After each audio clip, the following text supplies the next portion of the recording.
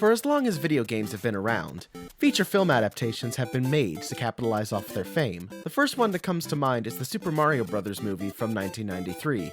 The results were less than ideal. Despite the film's abysmal performance with critics, audiences, and the box office, ouch, studios began pumping out adaptations almost every year since 1993. While there have been some pretty successful films, and even some downright good ones, most have been absolute stinkers. However, in recent years, one franchise has taken the filmmaking world almost by storm and has been on an upward climb at, dare I say, Sonic speed, much to the chagrin of a certain mouse. How do you think I feel being cucked by a hedgehog?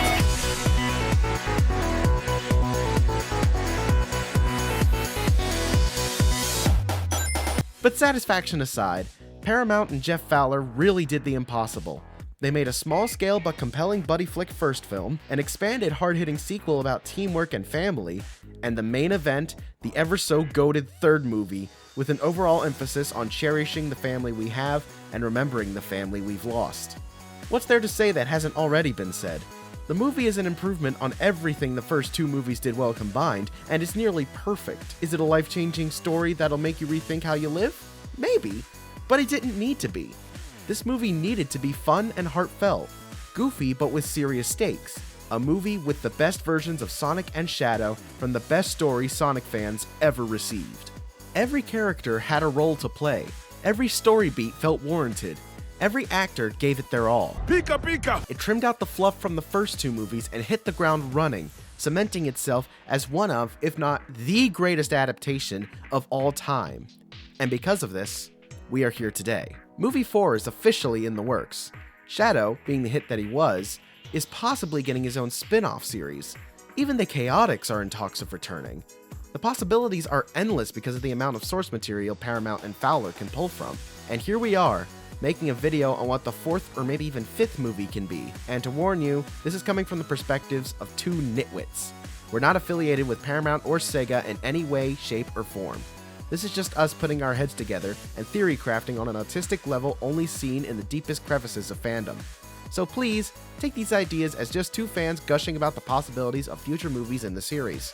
Before we continue, we need to preface that this will not be an exact writing of a script. This is meant to cover the broad strokes of a potential fourth film, dreamt up by two friends with a great idea. Furthermore, we feel the need to reiterate the opening disclaimer. Massive spoilers ahead. If you haven't watched Sonic 3 yet, or any of the movies for that matter, you don't really need to watch the Knuckles show to understand what's happening. Please stop this video as we will have to reference the events of all the Sonic movies, including 3 and its post-credit scenes, to help convey our potential plot forward. Or don't, we can't tell you what to do.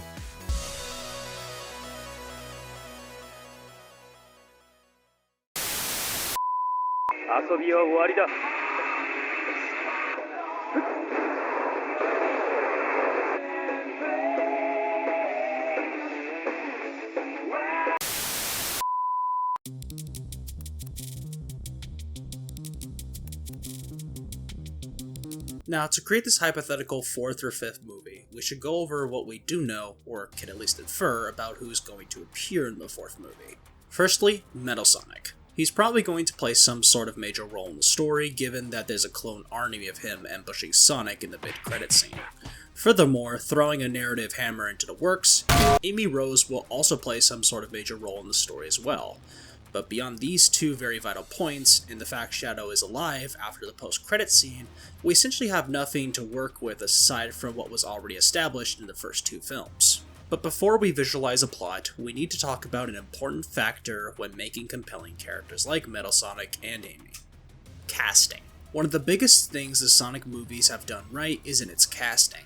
There's so many great casting choices that making a video on that alone would be very, very packed and would be many hours long. But whether it's Keanu Reeves as the cold, menacing, yet complex Shadow, or Idris Elba playing the simply brutal yet goofy character of Knuckles, there's no character that isn't inappropriately casted, which is why the casting of Metal Sonic and Amy is super important. Let's start with Amy. Now, in most animated movies, there's a handful of female actors Hollywood would typically pull based on easily distinguishable character traits. Celebrity marketing is very effective in Hollywood, whether it helps or hurts the film. Jeff Fowler and Paramount have completely ignored this for many of their casting choices, like casting Colleen O'Shaughnessy, voice of Tails in the mainline Sonic games, into a cartoony yet grounded interpretation of a character she's had many years with.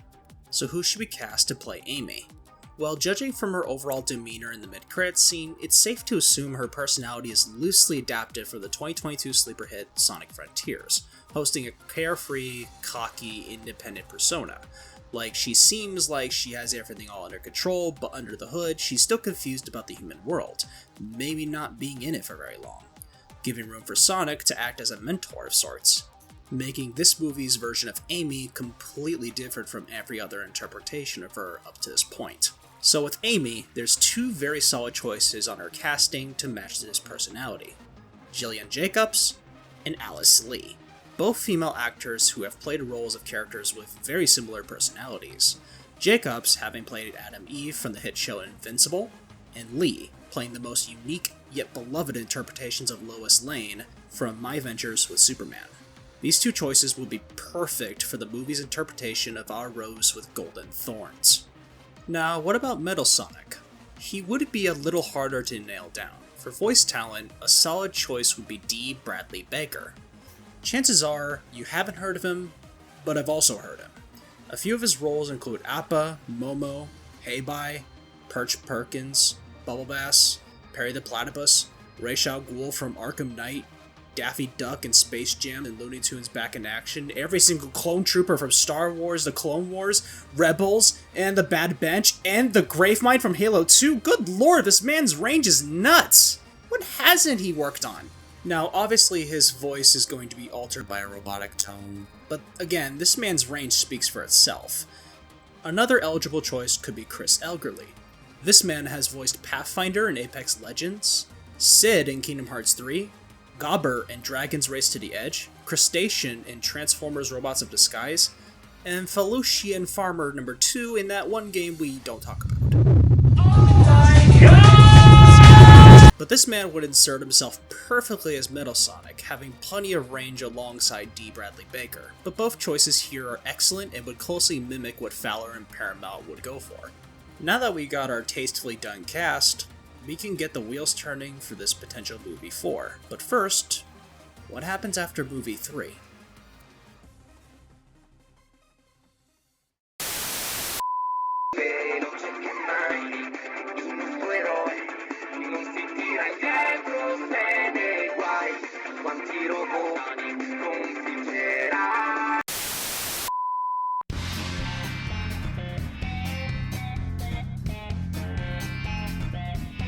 Seeing our cast unscathed after the events of Sonic 3 would definitely do a massive disservice to the overall continuity of the films, so we need to consider what we got.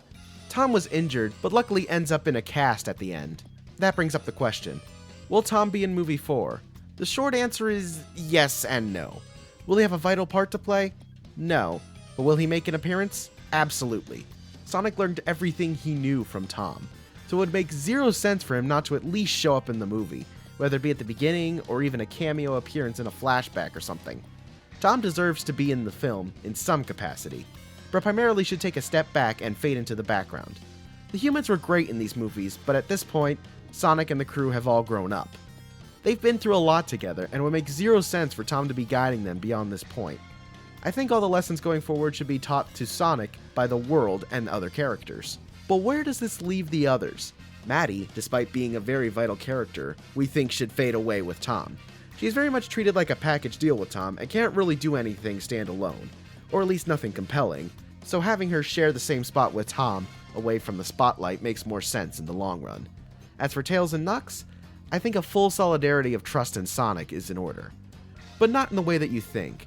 They just went through what was the ultimate trust fall, with Sonic taking the Master Emerald and bonding over the aftermath with Knuckles saving the crew from crashing into Earth, despite Sonic's recklessness. So thematically, movie 4 Tails and Knuckles should show a lot more team coordination with Sonic. We did see some of that in the second and even third film, but the fourth should be their team at the very peak. Now as for Shadow, that has yet to be seen.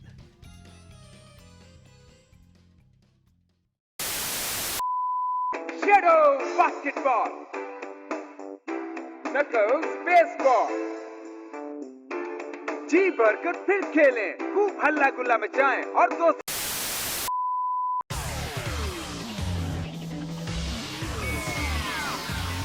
Now, this is a question that has put the Sonic community at quite a frenzy now that we know who will play a part in movie 4.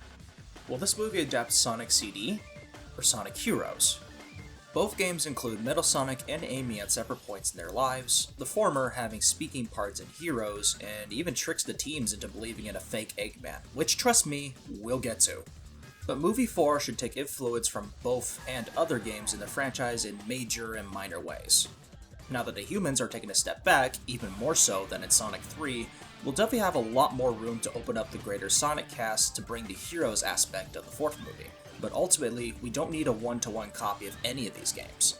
Instead, we're going to go for an original plot that blends all of these influences. But there is one more thing to address. We'll be dividing the story into a common 3-act structure. For those who don't know how that works, we'll break that down. Simply speaking, Act 1 is the setup for the story. The second act will be broken down into 2 smaller parts, the rising action, and a second part I've heard called the bad guys close in. Finally, we'll be ending the story with the falling action after the climax. What that is, you'll have to wait and see. Now enough dilly-dallying. As Shadow would say, Let's get moving!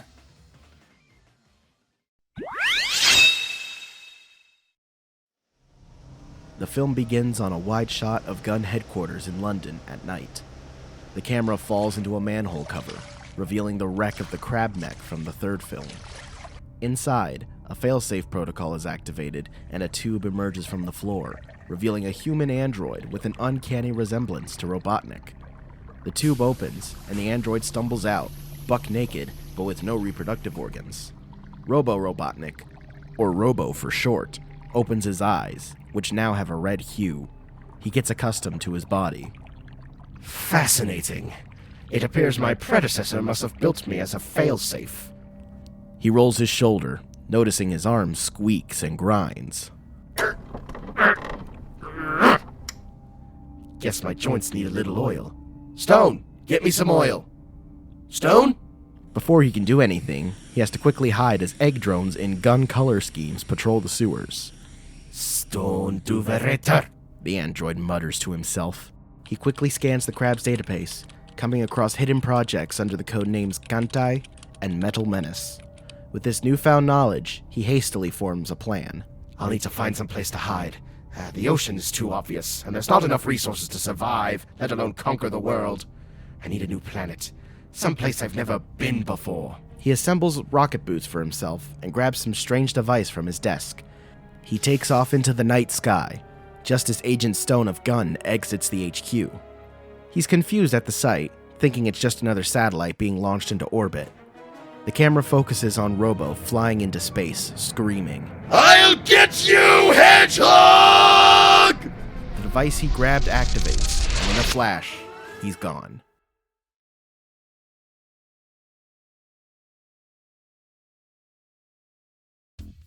It's early evening in Green Hills, Montana. Sonic, now looking slightly older, takes his mark next to Tails and Knuckles, who have both aged a bit. Tom and Maddie, now looking to be in their late 40s, prepare to start the trio off on their race as an old Aussie dozes happily in the evening sun. Knuckles starts taunting Sonic. I am no hologram this time, Sonic. Prepare for a worthy challenge. We'll see about that, Nux. Sonic replies in his snarky attitude. Don't leave me out of the equation. Tails interjects. Maddie drops the flag after Tom counts them down. Whoosh! The trio takes off. Hijinks ensues as the brothers race each other to the finish line. Sonic notices he's lagging behind and so pushes himself even further and somehow breaks Mach 2 on the ground. He suddenly comes to a halt in a dark forest, proclaiming himself the winner. Hello? Tails? Knuckles? Taking in his surroundings and calling out for the others, he looks at a sign. New York State Park. Huh. I guess they were shut the finish line. He chuckles to himself. In the bushes, a figure with red eyes stalks the blue blur. The rest of the mid-credit scene from Sonic 3 plays out. After saving Sonic from the Metal Sonic horde, Amy reveals herself. I'm Amy Rose, a hedgehog, like you. She explains, helping up Sonic. I come from the planet Mobius on the other side of the galaxy. Your people need your help. Look, I'm flattered you came all this way to see me, but... Wait, say that again? My people? You think you're the only supercharged rodent in the galaxy? Long story short, I was sent by the current sovereign of Mobius, Queen Elise. She sent me to find you. We need your help in defeating Robotnik. Wait. Eggman's back? Sonic's eyes widen with concern. Shh! Amy shushes him. Not out here where we could be listened to. The locals might turn us over to him. Sonic explains that Eggman was a villain on Earth too, and that he had died almost 3 years ago. But that's not possible. He's taken over half of my planet, and by extension, your homeworld. My what? There's no time, Sonic. Robotnik needs to be stopped, and you're our only hope. Okay, Rosie, you have me sold, but Mobius is on the other side of the galaxy. How do we get there? Amy explains that she came in a vessel built to the exact specifications of Queen Elise, the Soliana. However, it can only fit one Hedgehog. Since Sonic isn't leaving his team behind, he says he has to make a call. Crossfade to Gun HQ. A gun chopper carrying Team Sonic, Amy, Tom, and Maddie lands on the helipad. Greeting them is Special Agent Stone. Good to see you, Team Sonic. The team was very shocked to see Stone again after all this time, save for one. Hey, Miles. Hey, Carrick. Tails and Stone high-five. After explaining how he's on a first-name basis with Tails, that being Tails has helped him on some recovery projects, he explains to them that he got employed at Gun shortly after the events of Movie 3, and all of Robotnik's old gadgets and files are owned by Gun, thanks to Stone. Glad to see you turned over a new leaf. Sonic says. After the conversation, the crew immediately go inside Gun HQ, remembering how their last encounter here went. I do not miss this place. Tom remarks. Maddie nods along with him as they gather at the meeting room. Sonic and Amy explain the situation to Stone, who agrees to come with them as an envoy of Earth. Tails is quick to remind everyone that they need a vessel. Stone, thankfully, knows just the vessel. He pulls up a hologram of a space shuttle, the GSS Terra. He explains that it's heavily modified with experimental technology for interstellar travel. Despite the tech they do have, it will still take centuries to reach Mobius. Amy has a solution, a captured wormhole device on her craft that could take them to Mobius in just a few short jumps. It's the same one Robo used to escape. Granted, it would take 15 minutes for the device to charge after every jump. Seeing no other choice, Sonic agrees that Stone can come along. Smash cut to the underground hangar as the Terra is prepped for departure. Amy's ship, the Soliana, has been retrieved and is being prepared as well. Sonic and Tails share a tearful goodbye with Tom and Maddie, while Knuckles engages a warrior salute with Wade over the video. Guard the Master Emerald with your life until I return, Wade. Remember our creed. A warrior's greatest strength is his heart. Understood, Knuckles. Good luck out there. Wade hangs up and Knuckles joins his family. We briefly cut to Wade, who turns around expecting to see the Master Emerald, but it's gone. Uh-oh. We cut back to Team Sonic. Look out for each other, and don't stay up late. Maddie says, being overprotective as ever. I got it. We won't let anyone else get hurt. Sonic reassures her. You've really grown up, guys. Make me proud. Tom says, on the verge of tears. They all hug one last time. 5 minutes, Team Sonic. Let's move. Stone calls from the vessel. Team Sonic boards the Terra, and Tails enters the co-pilot seat next to Stone. Knuckles and Sonic take seats behind them. After a quick comms check, the hangar door opens, revealing the hangar to be under the River Thames, like how the Eclipse Cannon was. Both ships are brought to a 90-degree tilt. Tails counts down to launch. Launch in 5, 4, 3, 2, 1. Ignition! Whoosh! The boosters on the Terra roar into life as it jettisons from the launch bay. The Soliana takes off close behind. The music builds as both ships break through the atmosphere. After ditching the boosters, the Terra falls behind the Soliana. Unbeknownst to anyone, a figure has snuck into a hidden compartment, carrying something in his hands. Amy activates the wormhole, and both ships are sucked in.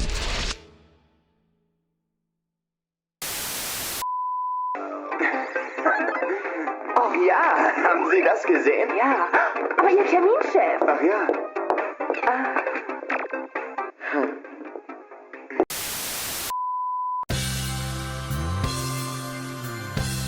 Act 1 covers most of the necessary setup for the story to make sense. While it's never explicitly stated in the movies what planet Sonic, Tails, Knuckles, or even Amy came from, we decided to go for simplicity and have everyone's home world be the planet Mobius, which has been referenced numerous times throughout Sonic, primarily in the Archie comics, and in turn, Sonic Sat-Am. Now, will Paramount pull the trigger on the Mobius idea and pay Ken Penders his royalties? Probably not, but this is purely fan speculation. There's also another massive thing you folks probably noticed. Queen Elise? Princess Elise? The Princess Elise is the current sovereign of Mobius? Yes. If the movie can turn the flames of disaster into one of Knuckles' powers, I think we can turn elements from 06 into other things in the movie continuity, especially with the Soliana. But the reason we went with these decisions is to establish Elise into the movie lore before the potential 5th movie, like how Gun was established in Sonic 2 before Shadow was introduced in the 3rd movie. Moving on.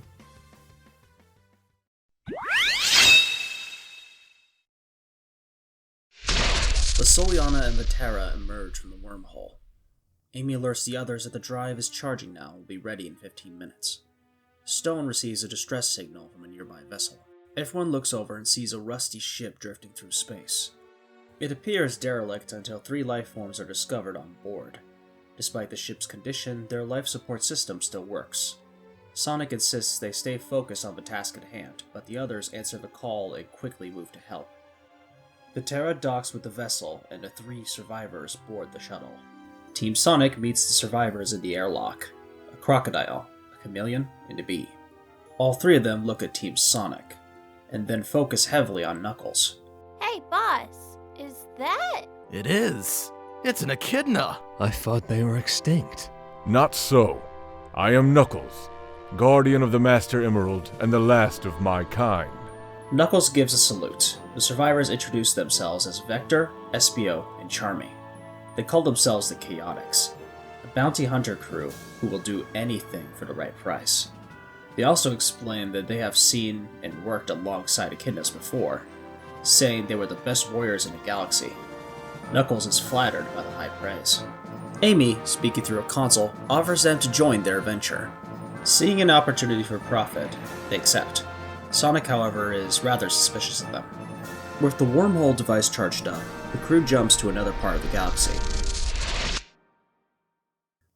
While waiting for the next jump, Knuckles and the Chaotix bond over telling each other their adventures and exploits throughout their lives. Knuckles talks about his years of training before coming to Earth, while Vector talks about the time the Chaotix battled a large creature. Charmey tries to embellish his own part in the story, with Espio constantly toning it down. While Vector was fighting the creature, I snuck around it and stung it in its hide. You're a terrible liar, Charmey. You did nothing but cling to me and scream. Charmey grumps angrily as Vector can't help but chuckle. I love him or hate him. There's no other team I'd want by my side. We used to have more members, but Mighty's off doing his own thing. I don't blame him. Everyone has a price. Wrong. A true warrior remains loyal to the cause he believes is right, no matter what. Meanwhile, Tails praises Stone for the quality of life improvements he's made to the Terra. This ship is impressive, Carrick. I'm not certain how you can top yourself. Actually, there's something I want to show you. Come with me. Stone leads Tails to the back of the shuttle. We never do see what Stone shows him. Sonic is on a video call with Amy, expressing his concerns of bringing the Chaotix along. I don't know, Amy. Doesn't it seem kind of strange that they just happen to be there? Sonic, they were in trouble. Besides, we need all the allies we can get if we want to take back Mobius. In my opinion, it doesn't matter where they're from. It looks like they can handle themselves in a fight. Sonic reluctantly agrees, but still eyes the Chaotix with suspicion. Stone and Tails return from the rear hold, ready for the final jump. The 2 ships barrel through the wormhole and arrive in high orbit over Mobius. Much to the shock of the team, almost half of the planet has been roboticized. Vector spots an area of Robo's territory that hasn't been fully roboticized, thinking that they could use it as a staging area for launching an attack. Sonic and Tails push back, thinking they need to regroup with other forces on the planet below. My village is in the southern hemisphere. If we can land there, I'm certain others will want to help. Good idea, Tails. We need all the help we can get. There's no time, guys. We need to strike at Robotnik sooner rather than later. I'm with Amy. We'd have the element of surprise on our side. I agree with the pink one and the crocodile. A swift and brutal attack is required. Seeing no compromise, Sonic and Tails relent, and the 2 ships barrel towards Robo's territory. As they break through the atmosphere, the figure in the hidden compartment breaks out and falls away from the ships. Little do our heroes know that they're being watched. Unidentified vessels entering atmosphere, transmitting trajectory, and maintaining surveillance. Back at Robo's new base, Robo Robotnik looks over the information. You should have dealt with the pink one when you had the chance, me. But this is a blessing in disguise. He turns to something behind him. It sounds large, but we never see it. No, not yet. Only for a worst-case scenario. But even so, our guests need a welcoming committee. Robo activates a whole army of Metal Sonics. He orders them to destroy everyone. He looks at who just arrived. Oops. I mean, almost everyone. A sly grin emerges on his face.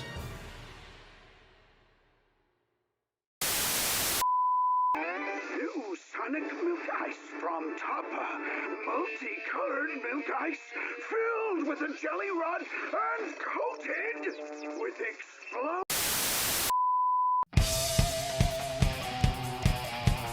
Act 2A is where the real story begins. Not only has a new setting been introduced, but new stakes and characters as well. When bringing the Chaotix into the picture, we decided the best way to do so was in the form of bounty hunters.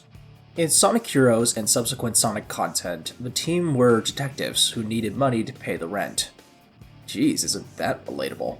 Eggman hired them to rescue him and even still planned on paying them after he took over the world. They even keep the detective agency shtick throughout all the Sonic's main continuity and even Sonic X. We wanted to keep that for-hire aspect for the characters, but decided it would be more realistic for them to be bounty hunters as opposed to simply being detectives. For a civilization like Mobius in the state that it's in at the moment, this situation wouldn't really call for detectives, so realistically, bounty hunters would be a better job for our trio of misfits. To add on to the discussion of characterization, we wanted Amy to still have her helpful side, but also introduce a practical side. In this timeline, she's been fighting a war for the past 2 years. It's the mix of practicalism and almost naive helpfulness which brings the Chaotix on board, who, as we can see, are being wrapped up in something much bigger than a simple job.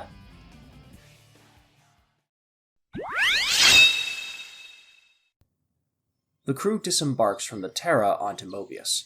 Team Sonic takes in the sights and sounds of the small patch of untouched land. Amy emerges from the Soliana, hammer in hand. We'll rest here for now and move toward Robotnik's base at dusk. Everyone settles down to get some rest, believing they flew under Robotnik's radar, except for Sonic. He stands on a tall rock and watches the area, like a hawk searching for prey. Amy notices this and walks up to him. Hey, are you okay? Something's off, I can feel it. It's not that easy just to sneak by him. Eggman's smarter than that. You're being paranoid, Sonic. No offense, but I've been fighting in this war for longer than you. I've gone against his forces multiple times. He's no tactician. But still, he's the smartest man in existence. My gut says he's up to something. Amy places a reassuring hand on Sonic's shoulder. She stands with him quietly. Tails eventually calls everyone together. Tails and Stone explain that, during their descent, they managed to scan the exterior of Robotnik's base, and have been developing a plan of attack.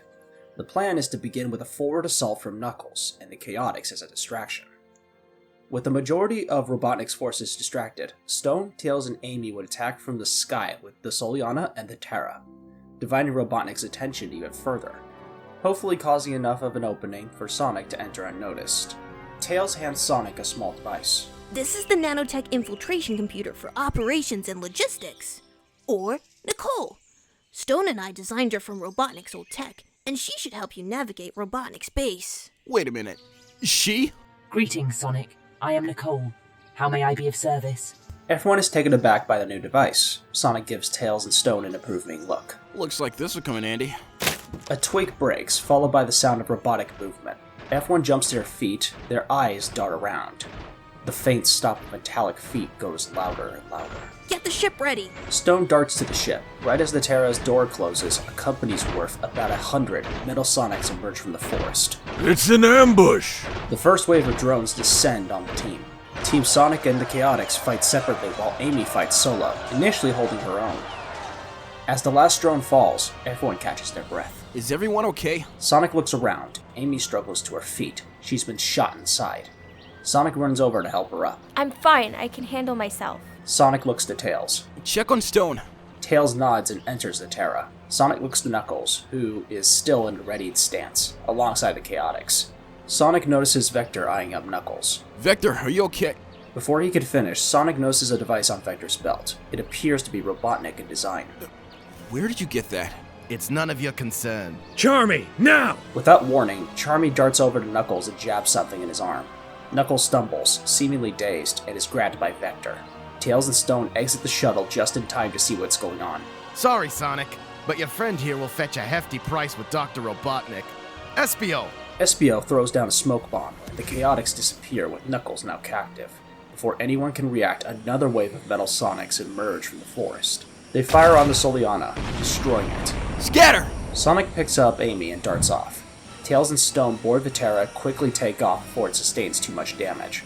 A Metal Sonic drone looks around, then radios back to Robotnik. Dispersal complete. Team Sonic has been scattered, awaiting orders. You malfunctioning piece of scrap iron! I wanted them destroyed, not dispersed! Find them and eradicate them, now! The Metal Sonics divide into teams of 5 and take flight. We fade into nighttime and focus on Amy and Sonic, who have taken shelter deeper in the woods and have built a small campfire. Amy now has a bandage around her and uses her hammer as a support.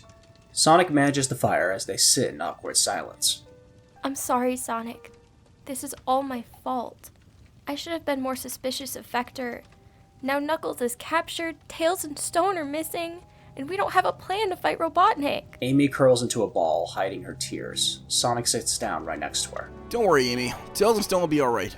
And I know Knuckles. When he wakes up, the Chaotix are going to be for a world of pain. Amy looks up at Sonic, giving him a gentle smile. Besides, we have N.I.C.O.L. I doubt Robotnik's going to be planning on that. Robotnik, that's a new one. Spend some time on Earth. You pick up some more quips. Let's get some rest. We'll move at dawn. If Tails and Stone are okay, they'll do the same. The two of them settle in for the night, stomping out the fire and taking shelter under the trees. We crossfade to Tails and Stone hiding out on another side of the planet. Stone is looking over the Terra while Tails camouflages the shuttle underneath foliage. Well, the Terra is still flight-worthy. I don't know how well she can do in a fight. If she can fly, that's good enough. I just need you to get me close. I think the two could use a test drive. Stone looks up at Tails and nods. After finishing their camo, they duck into the shuttle. Stone opens the rear compartment door, still not revealing what was hidden. Tails jumps into a small cockpit, while Stone runs diagnostics. Energizing main power grid. Power output, optimal. Weapon systems, operational. Stabilizers, online. I think she's ready to kick some scrap. We crossfade once more to Chaotix, camping out on a ridge overlooking Robotnik's territory. Knuckles is tied up and laying against the rock face as Charmey and Espio keep a lookout. Vector stares intently at the echidna. I wonder how much the good doctor will pay for your pelt. 10,000? 100,000? Maybe even 1 million? Quiet, Charmey. Stay focused. You are foolish to think Robotnik will negotiate with you. I once thought he was my friend, and the good doctor betrayed me. He stole the Master Emerald and almost destroyed Green Hills. You're lying. Espio looks over to Knuckles. I think he speaks the truth, Vector. If memory serves, it is not like an echidna warrior to lie. Oh, not you two, Espio. We're finishing this job and that's final. Vector turns away from Knuckles. Yeah, final. Shut it! You said before there was someone else that was a part of your group. Mighty? His name was? Yeah, Mighty the Armadillo. What about him? Did he say anything about his new job? Something about an egg carrier, whatever that is. He said it would pay well, so I don't blame him. Knuckles quickly puts 2 and 2 together, somehow managing to get 4. Are you aware of the other name for Dr. Robotnik? I have heard Sonic call him Eggman. Vector thinks for a minute. Are you telling me Mighty worked for Robotnik? I know not, but if he worked on this egg carrier you speak of, then I fear that Robotnik plans to betray him, if he hasn't already done so. Espio walks over to Vector. Vector, we must listen to him. If he's right, then I fear Mighty is in trouble. Or worse. Even Charmey abandons his lookout and joins the conversation. Boss, I gotta agree with Espio on this one. Maybe Robotnik is setting us up. Vector pulls out the communication device from his belt. This is Vector to Robotnik. Come in, Robotnik. That's Dr. Robotnik to you, simpleton! Did you find the Echidna warrior? Allow me to remind you, he's red, has a mean handshake, and absolutely no sense of humor! Vector stares at Knuckles for a bit. No, we haven't found him yet. Well, hurry up! I already have my drones searching for the others. They can't be bothered to pull your weight, too. Doctor out! Robotnik hangs up. Vector looks down at a device and crushes it in his hands. He kneels down in front of Knuckles. I'm sticking my neck out for you on this. So what's the plan? Untie me first. Then, we can see about restoring your honor. Around the world.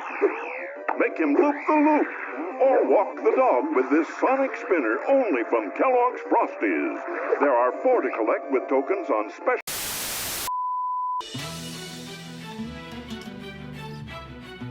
Well, gee, that was a wild ride. Since we're writing them as bounty hunters, we liked the idea of having the Chaotix go through a crisis of morality. The job, or saving lives? Now, making the Chaotix a twist antagonist was definitely a risky choice, but we made sure to put in seeds in the earlier sections to ensure that this twist was genuine and not something out of current Disney. Sonic and Amy were able to successfully escape the conflict, but where does that leave them now? And what about Tails and Stone? And more importantly, what's Robotnik's last resort? This act has left more questions than answers, but in due time, all of them will be answered.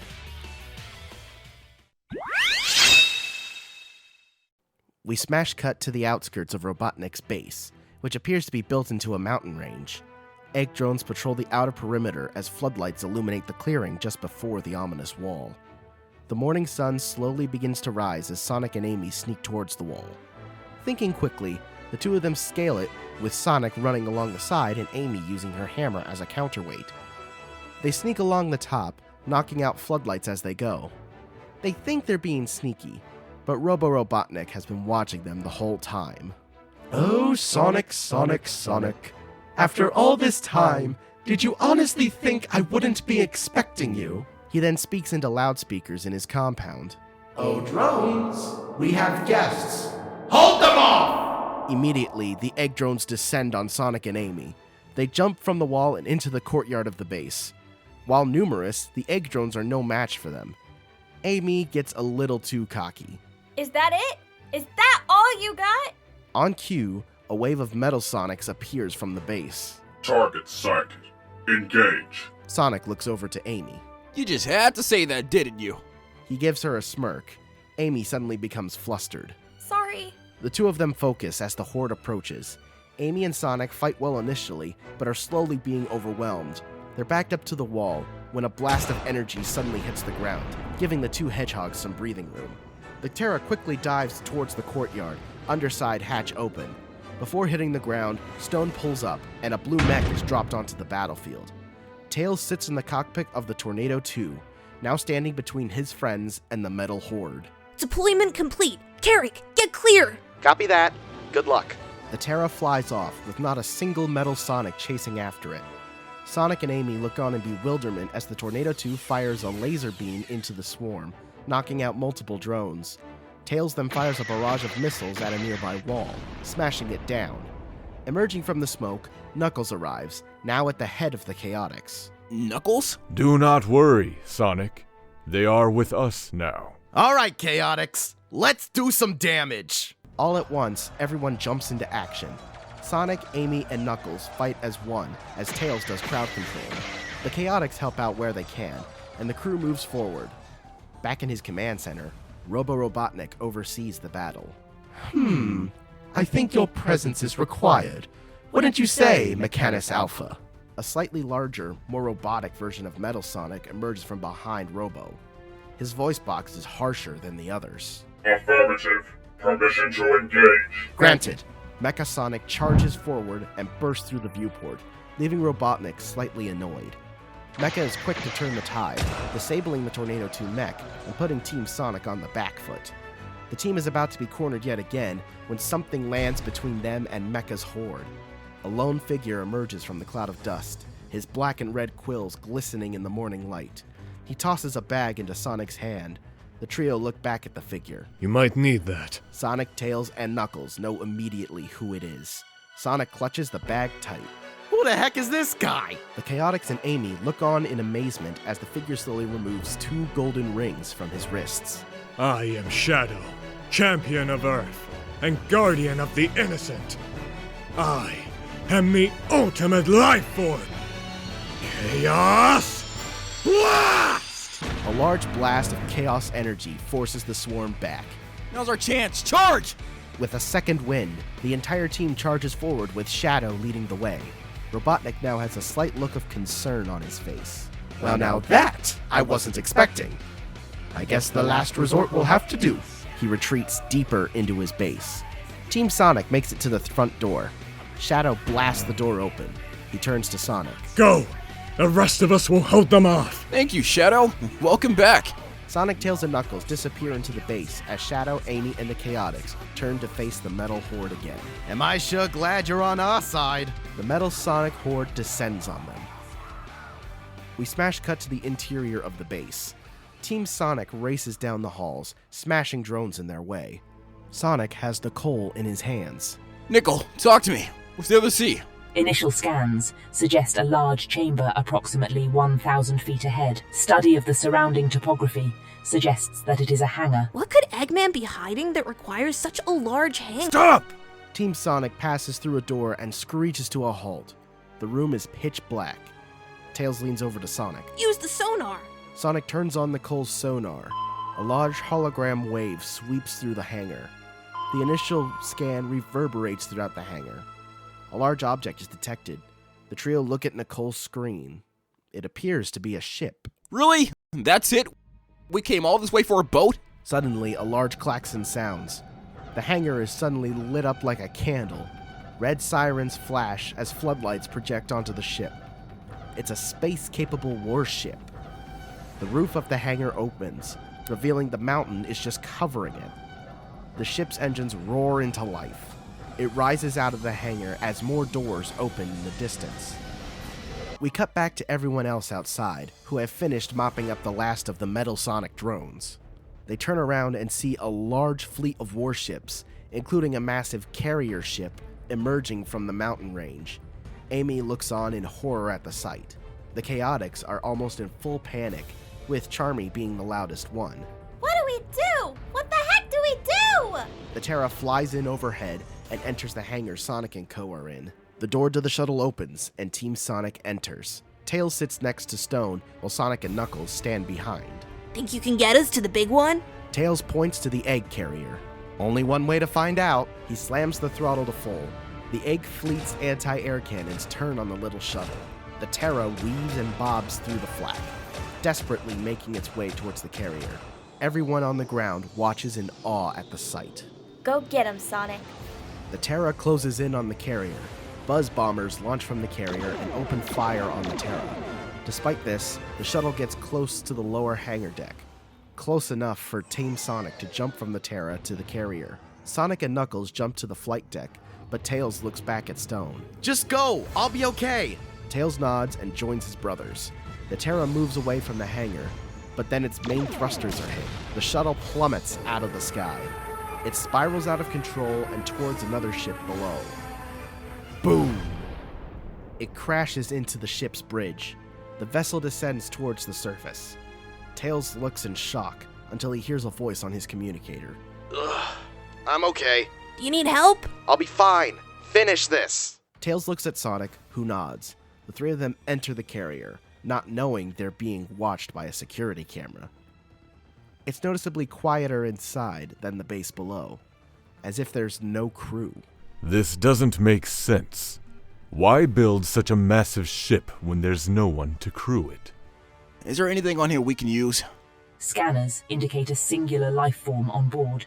The trio move deeper into the carrier, eventually finding a large flight deck. Something gently rumbles within, shrouded in darkness. A single spotlight shines on a figure. It's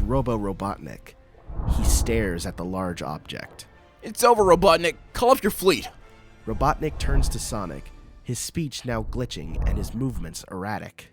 Oh, Sonic, even if I wanted to, I can't. It's already too late. The team looks confused. Sonic looks at N.I.C.O.L again. The life form reading isn't Robotnik. It's behind him. The fleet is no longer under my command. Then who? Whose command is it under? The large object begins to stir.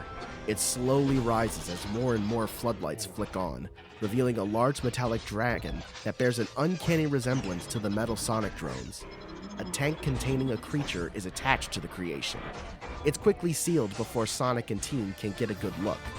A single red eye flashes on. Mine!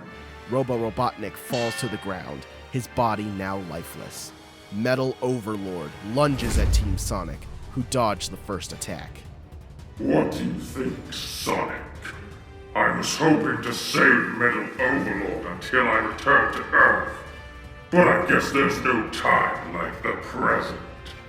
A large blast of chaos energy fires from the dragon's mouth. The beam chases Sonic to the ceiling, which is also the door. Said door is blown off, and Team Sonic exits the carrier, followed by Overlord.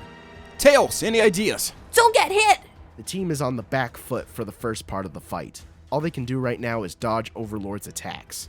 Knuckles manages to land a punch on the shield guarding Overlord's power supply, but he doesn't even dent it. The trio duck behind cover as Overlord attacks in random directions, even hitting one of his own vessels. Stop it! Behave yourself! He appears to be talking to someone. Sonic pulls up N.I.C.O.L. An X-ray scan shows the life form inside of Overlord trying to fight back. That's it! If we can free whomever is in there, Overlord's power level will drain! But we need more power. I couldn't make a dent in it. Sonic opens the bag Shadow gave him, revealing the Master Emerald. Knuckles frowns. I'm going to have a word with Wade. Sonic grips the emerald tightly and transforms into Super Sonic. He takes off and immediately starts smashing away at Overlord. Sonic has the upper hand until a quick strike from Overlord's tail sends him careening back to Tails and Knuckles. The duo help him up, as Overlord cackles menacingly. I can't do it! Come on, Sonic! You've got to! Everything we know is at stake. You don't let me finish. I was going to say I couldn't do it alone. He looks to Tails and Knuckles. I need your help, guys. If we work together, we can take him down. We're with you, Sonic. Every step of the way. What do we need to do? Just trust me. Sonic grabs his friend's hands and focuses. He sends chaos energy into the two of them, supercharging them. Knuckles turns a shade of pink, while Tails turns a brighter yellow.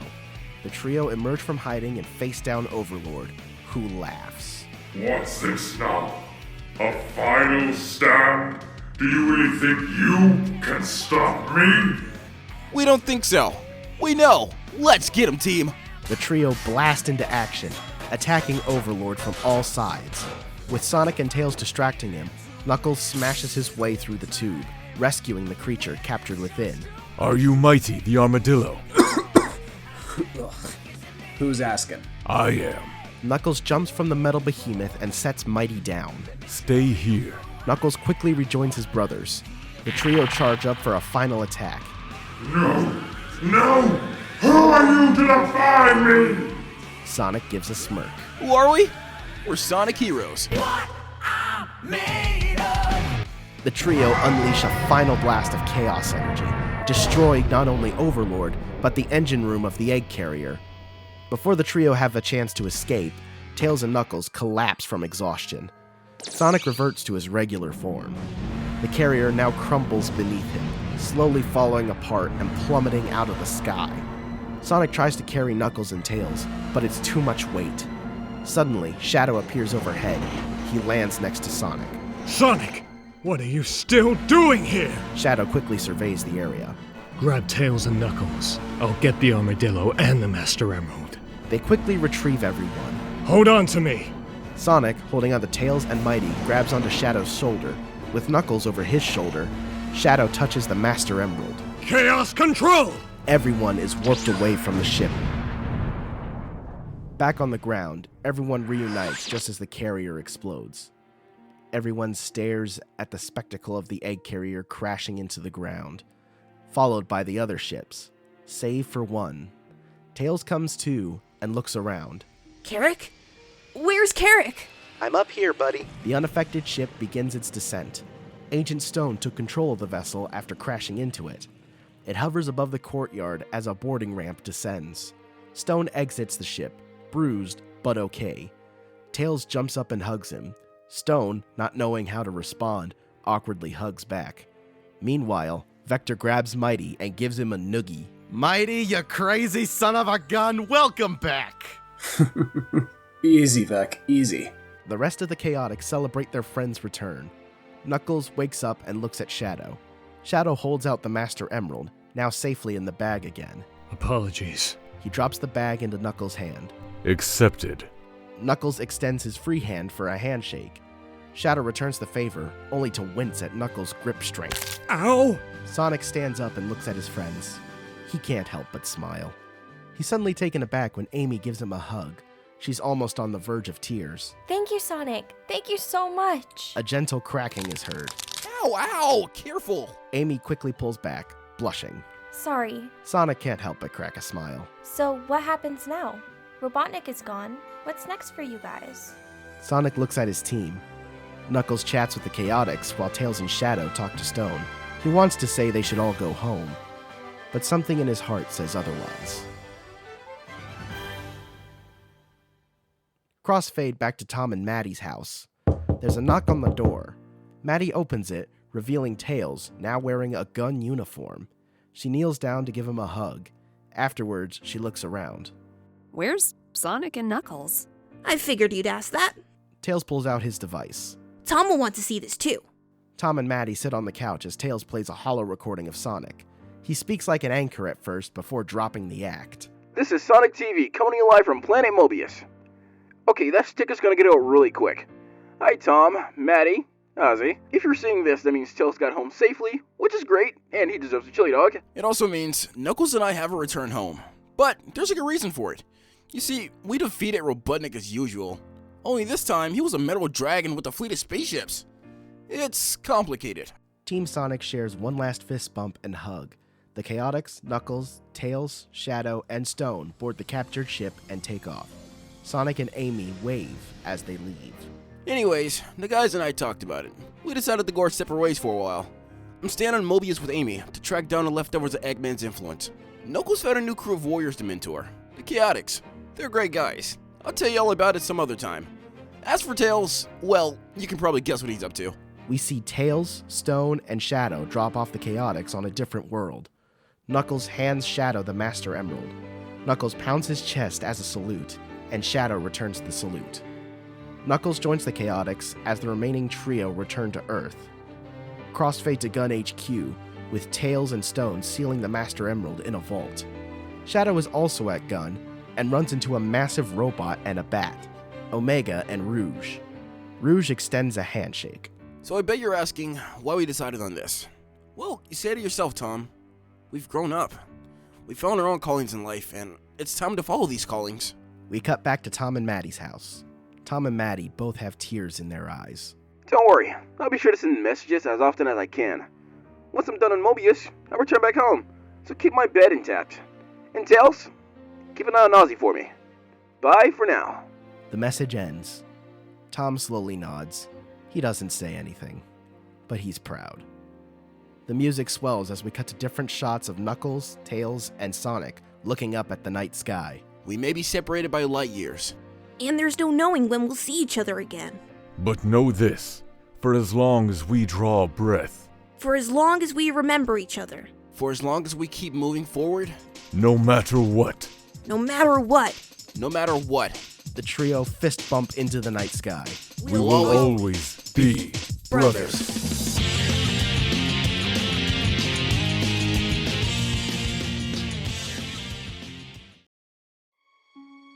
Sonic and Amy are seen in the distance, chatting around a campfire on the beach.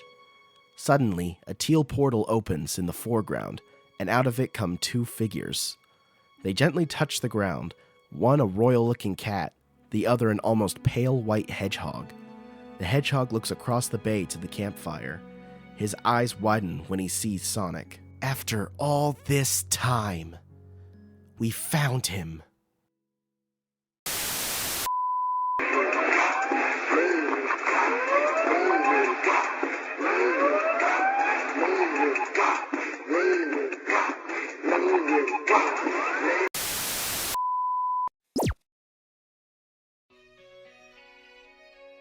Well, that was something, wasn't it? Now, I'll admit, we kind of spoiled the idea of who would be in the 5th movie way earlier when we established elements of 06 into the world of Mobius, but that's okay. Now, I know this is purely a fan project, but we hope you guys found it to be at the level that fan projects usually are. And if you made it to this section of the video, even if you just skipped to the end, on behalf of YungDrapee Ministries, me, and everyone involved with this project, thank you. This was a blast to make, and we hope that you guys loved watching and hearing it as much as we had making it for you guys. And if anyone from the actual movies is watching, thank you as well. But with all that being said and done, thank you once again. Until next time, sayonara. Shadow the Hedgehog. No, wait. That video's next if this one does well enough. Please share around.